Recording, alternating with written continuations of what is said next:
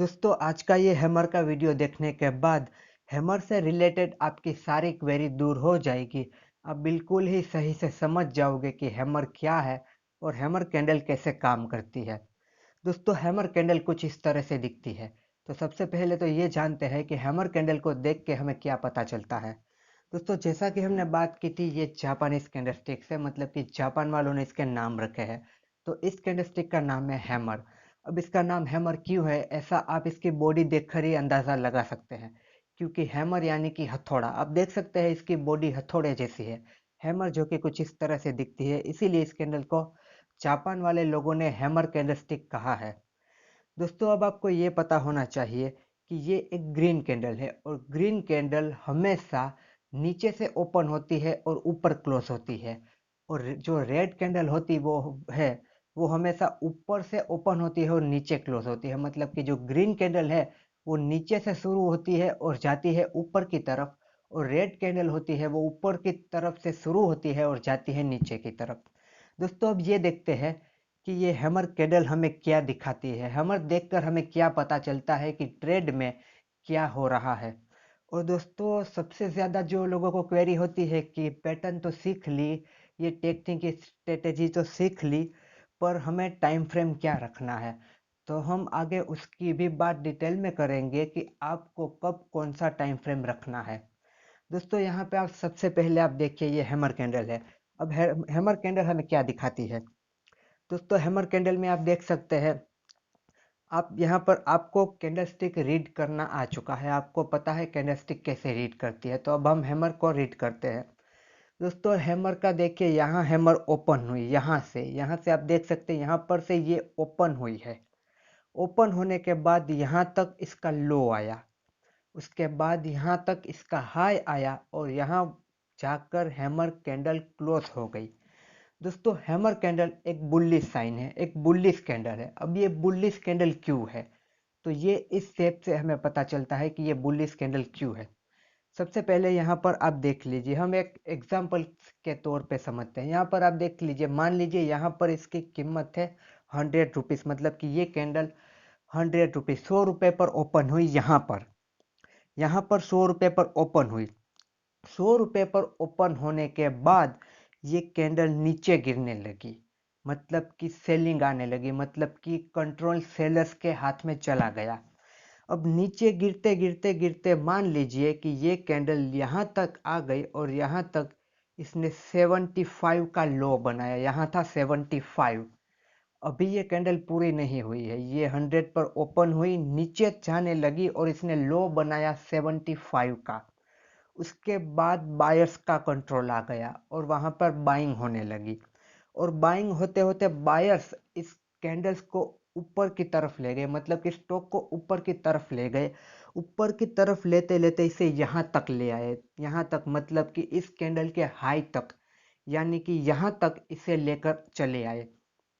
तो अब आप मान लीजिए कि ये है 115, किस कैंडल ने हाई बनाया 115 का, मतलब कि इसे यहाँ तक ले आए 115 तक। फिर क्लोज होते होते ये थोड़ा नीचे आई और ये 110 पर क्लोज हो गई।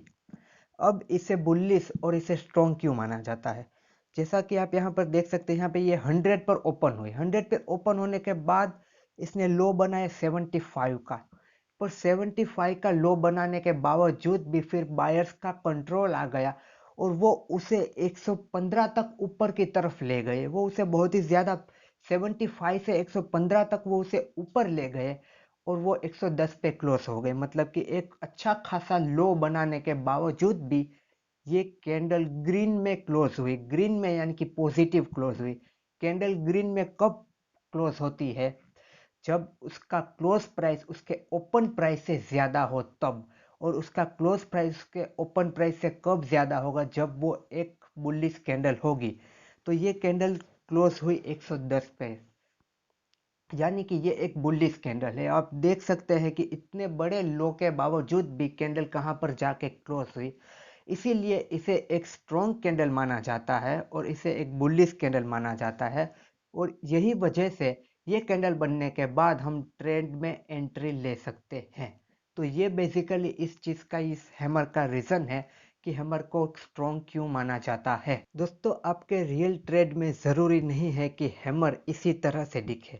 आप यहाँ पर देख सकते हैं कि हैमर में यहाँ ऊपर की तरफ ये छोटा सा शैडो है, बॉडी बनने के बाद ये छोटा सा शैडो है, पर हो सकता है रियल ट्रेड में ये शैडो ना हो। ये हैमर थोड़ी ऊपर नीचे भी बन सकती है, थोड़ी की ये ज़्यादा बड़ी, थोड़ी की ज़्यादा छोटी भी बन सकती है, क्योंकि रियल ट्रेड में एग्जैक्ट ऐसी ही बॉडी बनना ज़रूरी नहीं है।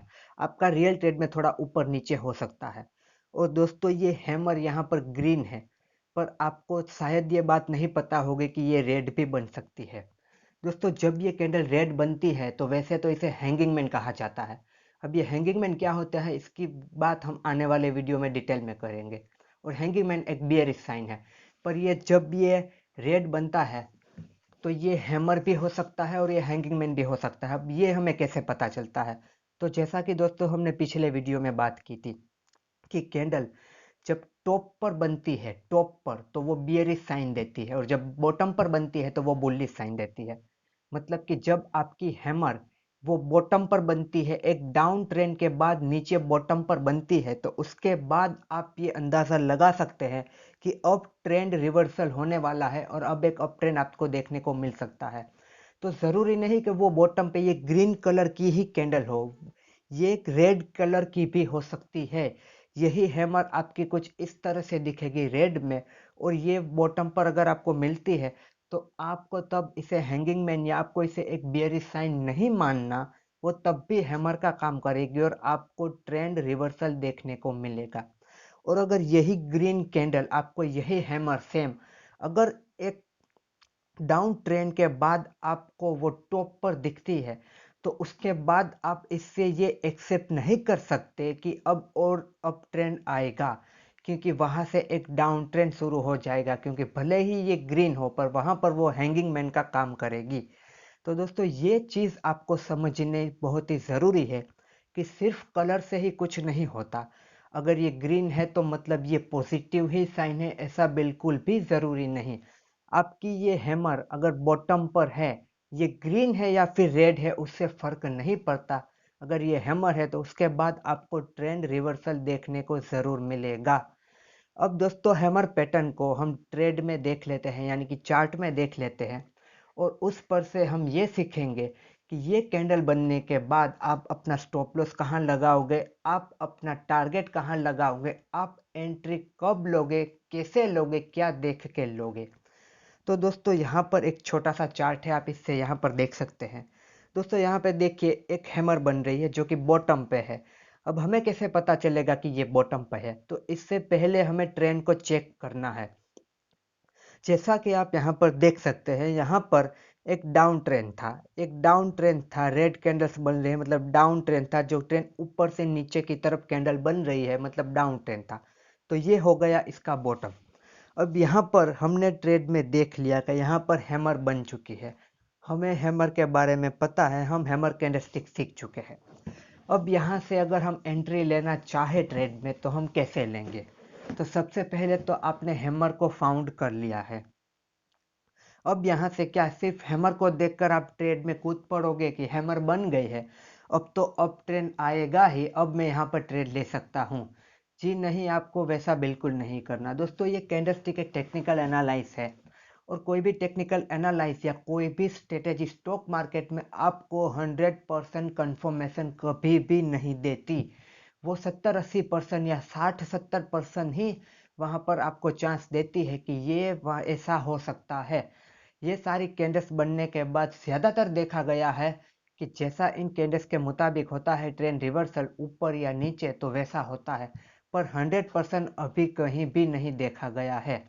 हम थोड़ी कंफर्मेशन के बाद हम 70-80% तक हम ये अंदाज़ा लगा सकते हैं, और इसके साथ अगर एक दो और इंडिकेटर्स आप जोड़ लेते हैं तो आपके लिए ज़्यादा अच्छा हो जाता है, ज़्यादा आपके लिए सेफ हो जाता है प्रिडिक्ट करना। तो दोस्तों, अब ये कैंडल हमने यहाँ पर देख ली, अब यहाँ पर हम ट्रेड में एंट्री कैसे लेंगे? तो दोस्तों, हैमर बन जाने के बाद हमें कंफर्मेशन कैसे लेनी है? हमें कंफर्मेशन लेनी है हैमर बन जाने के बाद, उसके बाद जो सेकंड कैंडल बनती है उसके, वो जहाँ पर क्लोज होती है उसके बाद जाके हमें कुछ अंदाज़ा आता है।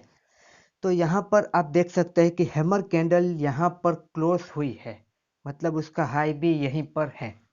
तो सेकंड कैंडल आप देख सकते हैं यहाँ से ओपन होकर ऊपर की तरफ यहाँ पर क्लोज हुई है, मतलब कि सेकंड क्लोज हैमर कैंडल्स के हाई के ऊपर क्लोज हुआ है और हमें यही चाहिए। कंफर्मेशन के लिए जो कैंडल देखकर हम ट्रेड ले रहे हैं उसकी अगली कैंडल का क्लोज हमारी कैंडल के हाई के ऊपर क्लोज होना चाहिए, तभी हमें कुछ कंफर्मेशन मिलती है। और वो कंफर्मेशन अब हमें यहाँ पर मिल चुकी है। तो यहाँ पर यानी कि यहाँ पर ये कैंडल जैसे ही क्लोज होती है यहाँ पर आप एंट्री ले सकते हैं। अब एंट्री लेने के बाद आपको सबसे पहला काम क्या करना है, टारगेट या स्टॉप लॉस। जी दोस्तों, आपको स्टॉप लॉस, आपको टारगेट से भी पहले सेट करना है अपना स्टॉप लॉस। अब आप स्टॉप लॉस कैसे लगाओगे, तो अब यहाँ पर आपके पास स्टॉप लॉस लगाने के दो तरीके हैं। एक पहला तो आपका खुद का तरीका कि आप खुद सोच लो कि इस ट्रेड में मुझे पर शेयर 5 रुपए का लॉस करना है, 10 रुपए का लॉस करना है, 50 का लॉस करना है, वो आप पर है। अगर आप अपना रिस्क रिवॉर्ड रेशियो बनाकर चल रहे हैं तो वो आप डिसाइड कर लोगे कि मैं ज़्यादा से ज़्यादा पर शेयर 10 रुपए का लॉस करूंगा, तो आप वैसे अपना स्टॉप लॉस रख लीजिए। पर अगर यहाँ पर आप टेक्निकल देखकर ट्रेड कर रहे हैं, आप कुछ पैटर्न देखकर यहाँ पर ट्रेड ले रहे हैं, तो अच्छा होगा कि उस पैटर्न के हिसाब से ही आप स्टॉप लॉस रखें और टेक्निकल के हिसाब से ही आप अपना स्टॉप लॉस रखें। तो टेक्निकल के हिसाब से अब आप अपना स्टॉप लॉस कहाँ रखोगे, तो दोस्तों ये जो आपकी हैमर कैंडल है इसने आपको एंट्री के बारे में तो बता दिया। सेकंड कैंडल के कंफर्मेशन के बाद आपने ये एंट्री ले ली। अब यही हैमर आपको बताएगी कि आपको अपना स्टॉप लॉस कहाँ रखना है। दोस्तों यहाँ पर आपको दिख रहा है हैमर कैंडल का लो जो कि यहाँ पर है, तो आपको यहीं पर अपना स्टॉप लॉस सेट कर देना है। मान लीजिए इस हैमर का लो है 75 पर, मान लीजिए इसका यहाँ पर लो था 75 पर, तो आपको 75 पर अपना स्टॉप लॉस सेट कर देना है। जैसे ही स्टॉक 75 के पास आएगा, 75 को टच करेगा, आपका स्टॉप लॉस हिट हो जाएगा, तो आपको वहां से निकल जाना है। कभी कभार ऐसा भी होता है कि आपका स्टॉप लॉस हिट होने के बाद भी स्टॉक ऊपर की तरफ चला जाएगा, पर वो बहुत ही रेयर केस में होता है और कभी भी होता है। पर ज्यादातर देखा गया है कि आपका स्टॉप लॉस हिट होने के बाद, मतलब कि इसका ये जब हैमर का लो टूटेगा तो तब ज़्यादातर 90% केस में आपको देखने को मिलेगा कि वो स्टॉक और ज़्यादा नीचे जाने लगेगा। सिर्फ 10% ही चांस है कि वहाँ से भी वो रिवर्स होगा। तो उस 10% के भरोसे हम वहाँ पर बैठे नहीं रह सकते और अपना ज़्यादा लॉस नहीं कर सकते। तो बेहतर रहेगा कि आप टेक्निकल के साथ जाओ और हैमर का यहाँ पर जो लो है वहाँ पर आप अपना स्टॉप लॉस सेट कर लो। तो अब आपको पता चल गया आपको एंट्री कैसे लेनी है, आपको अपना स्टॉप लॉस कैसे लगाना है।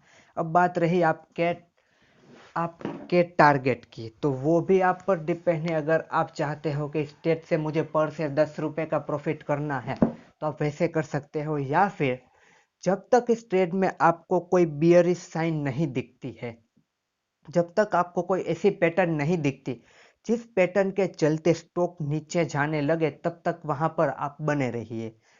जैसे ही आपको लगता है, मान लीजिए ऊपर जाके एक और हैमर बन गई जो कि रेड कलर की है, ग्रीन कलर की है, पर वो टॉप पर बन गई है, तो वो हैंगिंग मैन है। उसके बाद आपको कंफर्मेशन मिल जाती है कि हाँ अब ये स्टॉक पक्का नीचे जाएगा, तो वहां से आप निकल जाइए।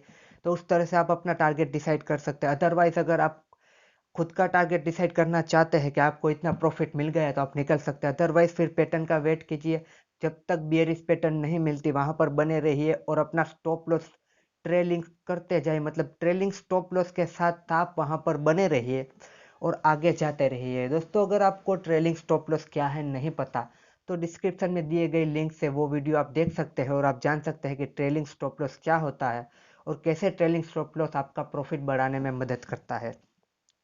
तो जैसे जैसे स्टॉक ऊपर की तरफ जाता है अपने स्टॉप लॉस को ट्रेल कर लीजिए और ऊपर की तरफ लेते जाइए और वैसे करके वहां पर अपना अच्छा प्रॉफिट बुक कर लीजिए। तो दोस्तों आपको पता चल गया आपको एंट्री कहाँ लेनी है, आपको स्टॉप लॉस कहाँ लगाना है, आपको निकलना कहाँ पर है।